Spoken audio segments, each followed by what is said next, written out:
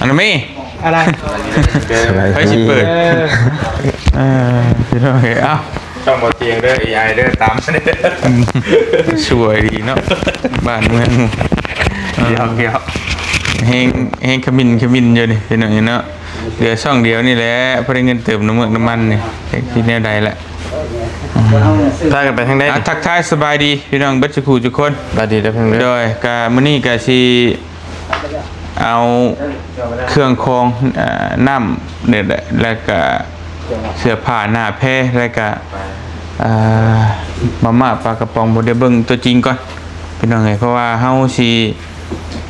เอาไปซอยเรือหมู่บ้านที่ถึงน้ำท่วมบ้านหยังนิวมานิวไปว่านนี่ก็มีจะขึ้นใต้จะขึ้นใต้โอเคจะขึ้นเหนือโอเคมี2บ้านจะขึ้นใต้ขึ้นเหนือบ้านลำพันธ์ได้เถอะนะบ้านลำพันธ์กระท่วมลำพันธ์นี่ไปบ่ได้หรอกรถเข้าบ่ได้มันต่ำแฮงอยู่ดิบ้านลำพันธ์บ่เตียงเคยเข้าไปตั้งแต่ตะกี้ตั้งแต่สมัยตอนนั้นเข้าไป2-3เทื่อเด้อพันลำพึง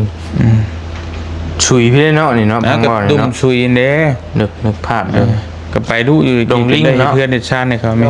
เลยดงลิงไปบ่ระหว่างชุยกับดงลิงนะทางกลางมันชุยซ้ำเนาะบ่นะชุยรถน้ำชุยรถลุ่มน้ำชุยรถมันตำเนาะลุ่มไม่น้ำชุยรถฝั่งนี้เป็นชุยฝั่งนี้เป็นบ้านลำพันธ์รถ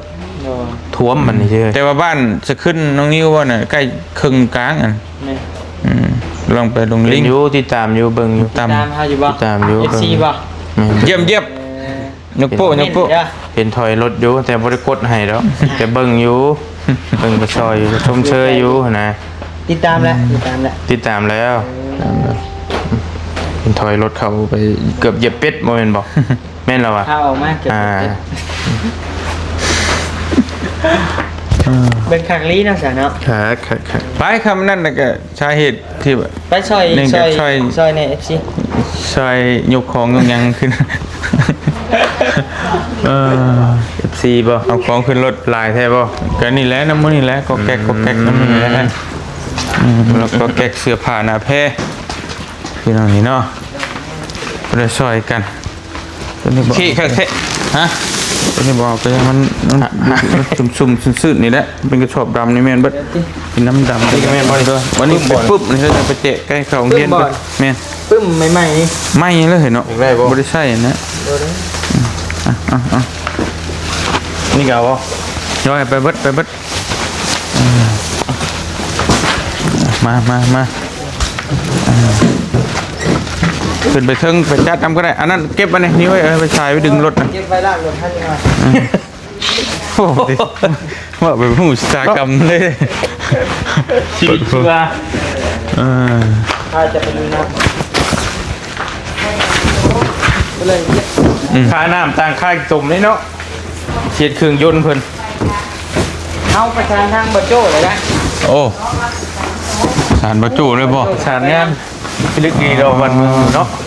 เสร็จมิสายประธานมูชิธรรมดา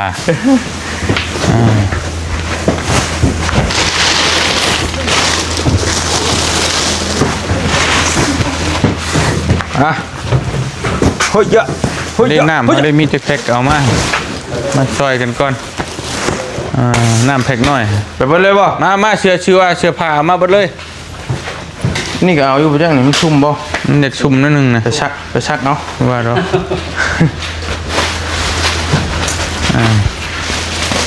เอาน้ำไปเลยบ่น้ำเนี่ยมันยังจะซอยกันไปแล้วตรงนี้แล้วมัดในเรื่องนี้ไว้มันเข็ดไปปากมันเกือบปิดนี่กันอย่าท่วงแม่เกือบใหญ่กว่าคนเกือบกันโอ้กลูอยู่เอายับเข้า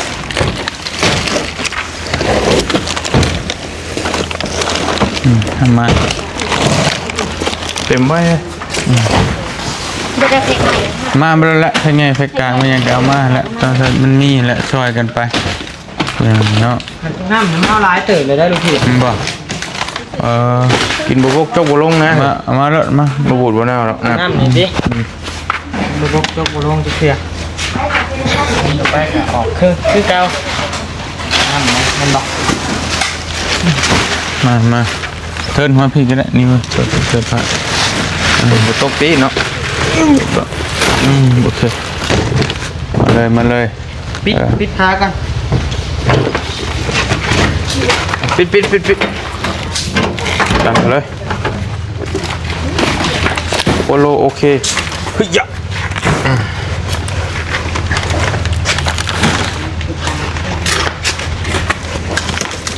หัวเสือเฮ้ยดูแลมวน ไปเลยโอเคนี่เนาะฮะ โอเค แล้วก็มีแล้วจะหาขอถ่ายไปพี่น้องนี่เนาะ บ่ได้ไปนำเด้อ บ่ไปบ่ ไป กำลั นั ง ด ว่าสิพอได้ บ่นัดน้องอยากไปน้ำอยู่ นี่มายืนนู่นนี่ยืนกันสองคนนี่ผู้ชม สองคนเท่ากับไอ้เมฆนะรวมกัน ดูคุณเมฆอยู่ข้างนี้เนาะเมฆ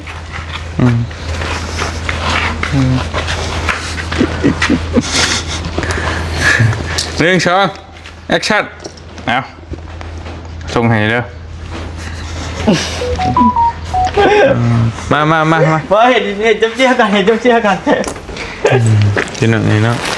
บ่เห็นอยู่อยากไปน้ำอยู่แต่ว่านัดน้องเพิ่นไว้คนแหละสิไปเบิ่งเขาเจ้าก่อนจังว่ากัน เขาในรถ เฮียเด้ บนเรือ ไปรถทับปะ ใช่แล้วบอลนี่แค่นี้เป็นยัง นักแบบ เออโอเคทับไปรถเยอะโอเค thank you มิ โอ นิ เค มาร์ท ช็อกโกแลต thank you มินิมาร์ทไปนะ ไปทามไปทามน้องเมฆกูจักได้ บีมากันดูชิโน่นดิ มินิมาร์ท วงเวียนบ่ เวรีมาไม่ว่า นี่เด้อว่าฉันว่าสิเด้อ โดยไปพอดีมันจะย่อพระเข่ามาเลย ไปบ่อิ่มแล้วกินมาแล้ว น่าจะมาให้ภาพไป มาได้ป่ะ ยันเบิดบ่ มาเลยยันเบิดเลย เจอกัน โดยโอเคขอบใจพี่น้องเนาะไปเดี๋ยวบ่เตียงกะสิขอโตพี่น้องเนาะเอาเครื่องคองไปแบ่งปันน้ำจิตน้ำใจช่วยเหลือภัยน้ำท่วมอยู่บ้านสะขึ้นเหนือสะขึ้นใต้บ้านลำพันลำพึงพี่น้อง มีหลายบ้านอยู่ที่ยังบอกเขาถึง เคยไปอยู่แต่ก่อนก็ไปดุอยู่แถวนั้นแต่ว่าช่วงพักหลังนี่ก็บ่ได้ไปแล้วเดี๋ยวไปเบิ่งน้ำกันพี่น้องเนาะว่าสิเป็นแนวใดเพราะว่ามันหลายมือเลยมันอังเนาะ แม่ มันขังนะอยู่หันนะ มันเป็นทาง มันต่ำ บ้านเด้มันเป็นเซ่ได้ มันต่ำเลยพี่น้องเนาะ บ้านตัวกลับไปมีเซแล้วน้ำมาท่วมเซขึ้นมาฮอดเฮือนล่ะฮอดเพียงนี่บ่ เดี๋ยวไปเบิ่งกันอีกรอบหนึงนะพี่น้องเนาะว่าสิไปต่อจังใดแบบใดแต่ว่าช่วงนี้ก็บ่เตียงก็สิงดออกสื่อ ก่อนจักหน่อยหนึงพี่น้องทราบมันสิ้นเดือนสิ้นดาวอีกเดือนปลาย เป็นตะกล้องก่อนบ่ บ่ก็ ก่อนก่อน พัดเปลี่ยนกันนี่แหละแต่บ่อยากให้มันเห็นตลอดเด้บ่อยากให้มันเห็นหน้าเพเว่ตลอดนะสลับสับเปลี่ยนกันไป โดย จะเห็นแน่บ่เห็นแน่ประมาณนั้นนั่นแหละพี่น้องเนาะอย่ามันปักไม่เบิดแล้วนั่งให้ปะสิเฮ็ดได้แหละไปนั่งกินข้าวกินน้ำพุ่นละบ้ากันครับมาพี่น้องกินข้าวกินน้ำบาดนี้ก็อยู่เฮือนอยู่ซานคือเก่ามาตู้กินข้าว